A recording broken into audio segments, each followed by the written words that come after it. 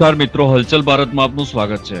સુરતમાં લોકસભામાં વિપક્ષના નેતા અને કોંગ્રેસના સાંસદ રાહુલ ગાંધીએ અમેરિકાની મુલાકાત દરમિયાન અનામતને લઈને આપેલા નિવેદન સામે ભારતીય જનતા પાર્ટીએ ગુજરાતમાં વિરોધ પ્રદર્શન કર્યું।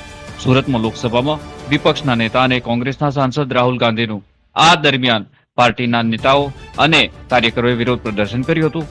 સુરતમાં ભારતીય જનતા પાર્ટીએ રિંગ રોડ પર માન દરવાજા પાસે ડોક્ટર બાબા સાહેબ આંબેડકરની પ્રતિમા પાસે વિરોધ પ્રદર્શન કર્યું હતું। આ પ્રદર્શનમાં ભાજપના શહેર પ્રમુખ નિરંજન જાંજમેરા અને મેયર દક્ષેશ માવાણી સહિત અધિકારીઓ અને મહાનગરપાલિકાના અધિકારીઓ, કાઉન્સિલરો અને કાર્યકરો હાજર રહ્યા હતા। રિપોર્ટર અમિત જોશી, ઈડર।